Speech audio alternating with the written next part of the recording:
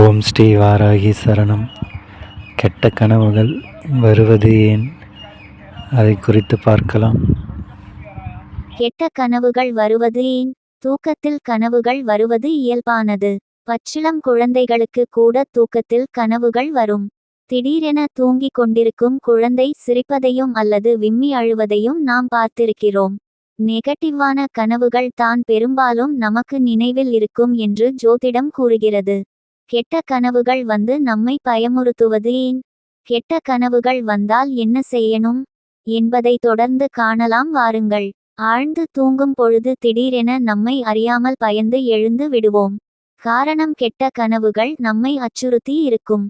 யாரோ நம்மை துரத்துவது போலவும் யாருக்கோ ஆபத்து வருவது போலவும் கனவில் வந்தால் இது போன்ற நிகழ்வுகள் நடக்கும். இந்த கெட்ட கனவுகள் நம்மை ஆட்கொள்ளும் பொழுது நம் கண்கள் இமைகளுக்குள் சுழன்று கொண்டிருக்கும். ஆனால் நம்மால் எதையும் செய்ய முடியாது.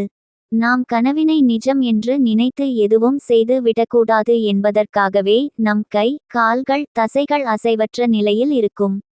இது போன்ற கெட்ட கனவுகள் எல்லோருக்கும் வருவது இல்லை. ஜோதிடத்தில் கிரக அமைப்புகள் சாதகமற்ற நிலையில் இருக்கும் பொழுது ஜாதகருக்கு மன அழுத்தமும் மனநல பிரச்சனைகளும் உண்டாகிறது.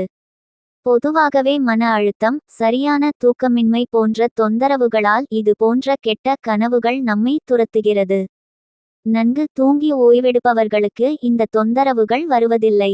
எப்போதும் நெகட்டிவான சிந்தனைகள் கொண்டிருப்பவர்கள் கெட்ட கனவுகளை கடந்தாக வேண்டும்.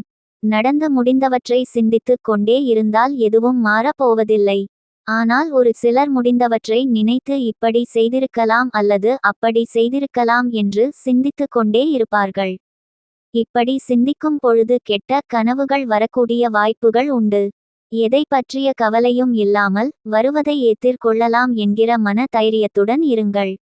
இது போன்ற கனவுகளை தவிர்க்கலாம்.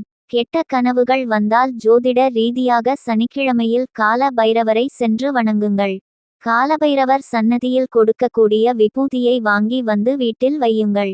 தினமும் இரவு தூங்கும் முன் இதை பூசிக்கொண்டு தூங்குங்கள். யம பயம், மரண பயம் போன்றவற்றிலிருந்து விடுதலை கொடுப்பவர் காலபைரவர். காலபைரவரின் வாகனமாக இருக்கக்கூடிய நாய்களுக்கு இரவில் உணவு வையுங்கள், நன்மைகள் நடக்கும். அறிவியல் ரீதியாக கெட்ட கனவுகள் வந்தால் தியானம், மூச்சு பயிற்சி, யோகா போன்றவற்றை தூங்கும் முன்பு சில நிமிடங்கள் வரை முயற்சி செய்யுங்கள். தூங்குவதற்கு அரை மணி நேரம் முன்னர் உடலையும் மனதையும் தளர்வாக வைத்து கொள்ள 10 நிமிடம் மூச்சை மெதுவாக உள்ளே இழுத்து வாய் வழியாக வெளியில் விடுங்கள்.